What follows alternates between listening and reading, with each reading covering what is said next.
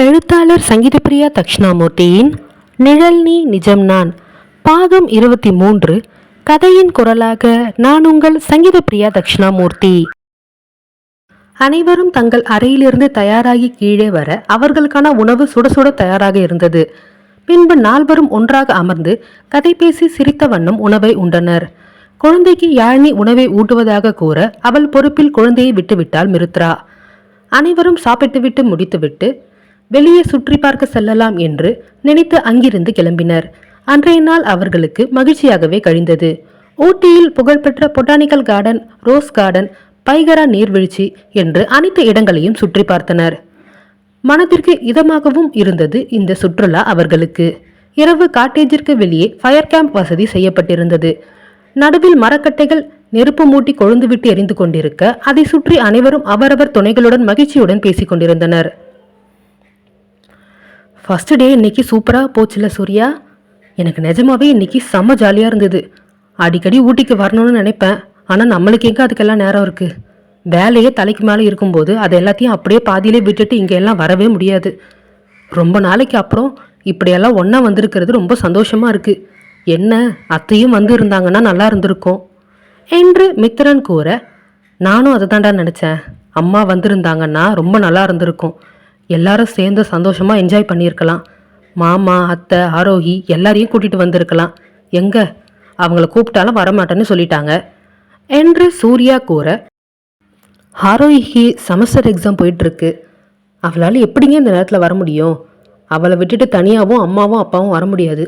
அதனால தான் அவங்க வரமாட்டேன்னு சொல்லிட்டாங்க என்று மிருத்ரா கூற, புரியுதுமா, அடுத்த தடவை வரும்போது எல்லாரும் குடும்பமாக இங்கே வந்து என்ஜாய் பண்ணணும் என்று சூர்யா கூற, இவர்கள் பேசுவதையெல்லாம் விழிகளை உருட்டி உருட்டி பிஞ்சு இதழ் பிளந்து பார்த்து கொண்டிருந்தாள் ஆதிரா.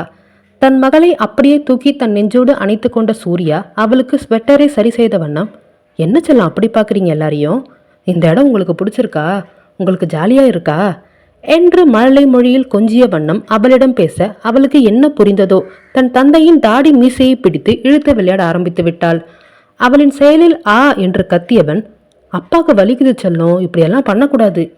அப்பா பாவம் இல்லை, ப்ளீஸ் அப்பாவோட தாடியை விடுங்க என்று அவன் கொஞ்சல் மொழியில் தன் மகளிடம் கூற, அவளோ அவன் பேசுவதையே விழிகளை சிமிட்டி சிமிட்டி பார்த்துவிட்டு கலகலவென்று சிரித்தாள். மிருத்ரா குழந்தையின் கையில் முத்தமிட்டு அவன் தாடியில் இருந்து அவள் கைகளை பிரிக்க இப்பொழுது என்ன நினைத்தாலோ தெரியவில்லை. அவளின் தாலியை பிடித்து இழுத்து விளையாட ஆரம்பித்து விட்டாள் ஆதிரா. என்னடி செல்லம் இப்படி பண்றீங்க? அம்மாவோட தாலியை எல்லாம் இப்படி இழுக்கக்கூடாதுடா, ப்ளீஸ் விடுங்க செல்லம் என்று அவள் கூற, அதெல்லாம் அவள் ஒன்றும் பண்ண மாட்டாடி. தாலி என்ன கையோட அருந்து வந்துடவா போகுது? விடு, அவள் விளையாடட்டும் என்று சூர்யா கூற, அவன் கூறியதை கேட்டு அதிர்ந்து போனாள் மிருத்ரா. என்ன அண்ணா, தாலி விஷயத்தில் போய் இப்படியெல்லாம் பேசுறீங்க? இப்படியெல்லாம் பேசாதீங்க என்றாள் சற்று கோபமாக யாழினி. என்னம்மா, நான் சாதாரணமாக தான் சொன்னேன். இதில் என்ன இருக்கு?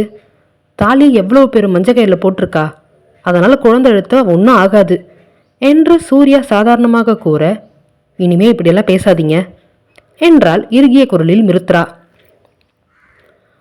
அவள் குரலில் இருந்த மாற்றத்தைக் கண்டு அவளை நிமிர்ந்து பார்த்தான் சூர்யா. அவளோ இறுகிய முகத்துடன் காணப்பட்டாள். தான் பேசிய பேச்சின் வார்த்தைகளால் ஏற்பட்ட மாற்றம்தான் இது என்பதை புரிந்து கொண்ட சூர்யாவோ தன்னைத்தானே மனதிற்குள் திட்டிக் கொண்டான். என்னடா சூர்யா, இவ்வளோ நேரம் அவள் நார்மலாக இருந்தா, நீ தேவையில்லாமல் என்னமோ பேசி அவளை இப்படி மாற்றி விட்டுட்ட. சரியான லூசுடா நீ என்று தன்னைத்தானே திட்டிக் கொண்டவன், சரி சரி, இனிமே அப்படி பேசலை, போதுமா, விடு, இத்தோட இதுக்கு மேலே இதை பற்றி நம்ம பேச வேண்டாம் என்று கூறியவன் குழந்தையின் கன்னத்தில் மீண்டும் முத்தமிட்டு அவளை கொஞ்ச ஆரம்பித்து விட்டான். ஆனால் ஆதிரா இன்னும் மிருத்ராவின் தாலியை விடவில்லை. அதை ஆராய்ச்சி செய்து கொண்டு அதனுடன் விளையாடி கொண்டிருந்தாள் தன் தந்தையின் கரங்களில் இருந்து கொண்டே. அவள் இழுத்து இழுத்து விளையாடியதில் மிருத்ரா சூர்யாவின் மீது மொத்தமாக சாய்ந்து விட்டாள். இதை கண்ட மித்ரன் மற்றும் யாழினி இருவரும் கமுக்கமாக சிரித்து கொண்டனர். ஆனால் குழந்தையுடன் விளையாடும் சுவாரஸ்யத்தில் சூர்யா மற்றும் மிருத்ரா இருவரும் இதை அறியவில்லை.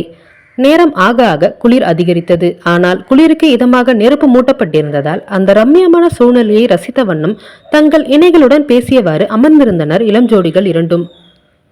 நைட் டைமில் இந்த மாதிரி ஃபயர் கேம்ப்லாம் ரெடி பண்ணி இங்கே உட்காந்துருக்கிறது எவ்வளோ நல்லா இருக்குல்ல சூர்யா என்று தன் மனைவி நெஞ்சில் சாய்த்த வண்ணம் மித்ரன் நண்பனிடம் கூற, ஆமாண்டா, இந்த மாதிரி ஹில்ஸ் ஏரியாக்கெல்லாம் வரும்போது ஃபயர் கேம்ப் போடுறது ரொம்ப நல்லது. நல்லா என்ஜாய் பண்ணலாம். அது மட்டும் இல்லை, இங்கே சுற்றி பாரேன், எவ்வளோ இயற்கையாக இருக்குது. இந்த இடம் பார்க்குறதுக்கே ரொம்ப அழகாக இருக்குல்ல என்று சூர்யா கூற, ஆமாங்க, எனக்கும் இதெல்லாம் சின்ன வயசு ஆசை. இந்த மாதிரி எல்லாம் இருக்கணும்னு அப்போ எல்லாம் ரொம்ப ஆசைப்படுவேன். அதெல்லாம் இப்போதான் நிறைவேறுது என்றாள் மிருத்ரா சாதாரணமாக. அவள் சற்று சகஜமாகிவிட்டாள் என்பதை அவள் பேச்சை வைத்தே புரிந்து கொண்டான் சூர்யா. சரி சரி, ரொம்ப நேரம் இங்கே இருக்க வேண்டாம். அப்புறம் உங்களுக்கு உடம்பு சரியில்லாமல் போகிறதுக்கு கூட வாய்ப்பு இருக்குது. ரூமுக்கு போகலாமா என்று சூர்யா கேட்க, இன்னும் கொஞ்ச நேரம் இங்கேயே இருக்கலாமண்ணா என்றாள் யாழினி கொஞ்சலாக. அடி பிச்சு போடுவேன். நீ சாப்பிட்றதுலேருந்து இன்ன வரைக்கும் நைட்டு போட வேண்டிய மாத்திரையே போடவே இல்லை. ஒழுங்காக ரூமுக்கு போகலாம். நீ போய் டேப்லெட் போட்டுட்டு தூங்கு.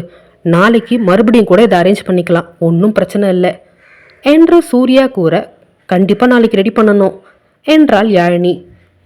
கண்டிப்பாக வேலைக்காரங்க கிட்ட சொல்லி ரெடி பண்ண சொல்கிறேன். இப்போ போகலாமா என்று கூறியவாறு சூர்யா ஆதிராவை தூக்கி கொண்டு எழுந்து நின்றவன் தன் மனைவியையும் கைப்பிடித்து எழுப்பிவிட்டான். மித்ரன் யாழினி இருவரும் அங்கிருந்து எழுந்து கொள்ள வீட்டை நோக்கி நடைபோட துவங்கினர் அவர்கள். யாழினி மிருத்ரா இருவரும் பேசியவாறு அவர்கள் முன்னே நடக்க அவர்களின் பின்னே நடந்தனர் நண்பர்கள் இருவரும். சூர்யா, கேட்கணும்னு நினச்சேன், எங்கள் மேலே இருந்த கோபம் உனக்கு போயிடுச்சாடா என்று தன் நண்பனுடன் நடந்தவாறு மித்ரன் கேட்க, அவன் கூறியதை கேட்டு சிரிப்புடன் அவனை நோக்கிய சூர்யா, இப்போதாண்டா கொஞ்சம் கொஞ்சமாக எல்லாத்தையும் புரிஞ்சுக்கிறேன். நீங்கள் எங்கள் வாழ்க்கை நல்லா இருக்கணும்னு தான் இப்படி பண்ணியிருக்கீங்க. ஆரம்பத்தில் அதை புரிஞ்சிக்காமல் நானும் உங்கள் மேலே கோவப்பட்டேன். ஆனால் என்னோடய கோபம் அர்த்தம் இல்லாததுன்னு இப்போ புரிஞ்சுக்கிட்டேன்.